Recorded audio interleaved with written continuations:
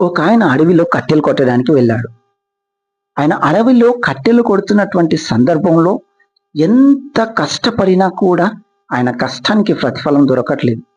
ప్రతిరోజు కట్టెలు నరికేవాడు, ఊళ్ళోకి తీసుకెళ్లి ఆ కట్టెలు అమ్ముకొని బ్రతికేవాడు. ఆ కట్టెలు అమ్మగా వచ్చిన డబ్బులతోనే కుటుంబాన్ని పోషించేవాడు.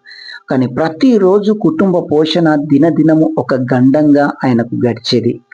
అయితే ఒకరోజు అడవిలో ఆయన కట్టెలు, అడవిలో అంటే ఊరికి కొద్దిగా దగ్గర ప్రాంతంలో, ఊరికి దగ్గరలో ఆయన కట్టెలు కొడుతూ ఉన్నారు. అంటే వంట చెరుకు కోసం సిద్ధపాటు చేస్తూ కట్టెలు నరుకుతూ ఉన్నాడు. అప్పుడు గొడ్డలి ఇరిగిపోయింది. గొడ్డలికి కర్ర ఉంటది కదా, ఆ కర్ర విరిగిపోయింది. అప్పుడు ఆయనకు విసుకొచ్చిపోయి జీవితం పైన, అసలు దేవుడు ఉన్నాడా? దేవుడా అసలు ఉన్నావా? దేవుడు ఉంటే నాకెందుకు ఈ బాధలు? అసలు ఉన్నావా అని ఆయన బాధపడుతూ గట్టిగా అరుస్తున్నాడు. దేవా, దేవుడా నువ్వు అసలు ఉన్నావా అంటే, ఉన్నాడయ్యా, ఉన్నాడు. ఉన్నావా? అసలు ఉంటే నాకెందుకు ఈ కష్టాలు? అసలు ఉన్నావా అంటే ఒక సైడ్ నుంచి సౌండ్ వస్తుంది. ఏమని? ఉన్నాడు, ఉన్నాడయ్యా, ఉన్నాడు, నేను చూశాను, ఉన్నాడు అంటే ఈయనకు డౌట్ వచ్చి ఎవరబ్బా అంటున్నారని పక్కకు తిరిగి చూశాడు. ఎవరు సౌండ్ వినబడట్లేదు. మళ్ళీ ఏంటి, నాకు భయం జరిగిపోయింది.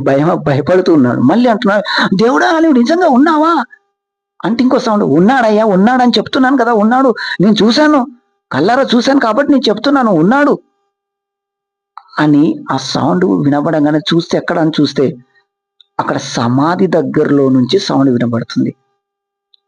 మళ్ళీ సౌండ్ వినబడుతుంది, అదే సౌండ్, అవునయ్యా, ఉన్నాడయ్యా, ఉన్నాడు, నేను చూశాను, ఉన్నాడు అని సమాధిలో నుంచి సౌండ్ వినబడగానే ఆ గొడ్డలు అక్కడ పారేసి అక్కడి నుంచి పరుగున ఇంటికి పారిపోయాడు. దేవుడు తను ఉన్నాడో లేదో నిరూపించుకోవడం కోసము దయ్యాలు కూడా చెప్పగలుగుతాయి నిజంగా దేవుడు ఉన్నాడనే విషయాన్ని గమనించండి. నీవు దేవుడు ఉన్నాడా లేదంటే దయ్యాలు వచ్చి చెప్తాయి నీకు దేవుడు ఉన్నాడు అని. జాగ్రత్త. కాబట్టి దేవుడు ఉన్నాడా లేడా అనేసి మనం ప్రశ్నించడం కాదు. కష్టాలు వచ్చినా నష్టాలు వచ్చినా ఓపికతో ఆయన కోసం ఎదురు చూస్తూ ఉండాలి. ఆయన దగ్గర మన కష్టాలను చెప్పుకుంటూ సహాయం చేయి ప్రభువా అని అడగాలి తప్ప దేవుడు ఉన్నాడా అనేసి ప్రశ్నించేంత గొప్ప వాళ్ళం మనం కాదు. నిజానికి అక్కడ జరిగిన సిచ్యువేషన్ ఏంటో తెలుసా?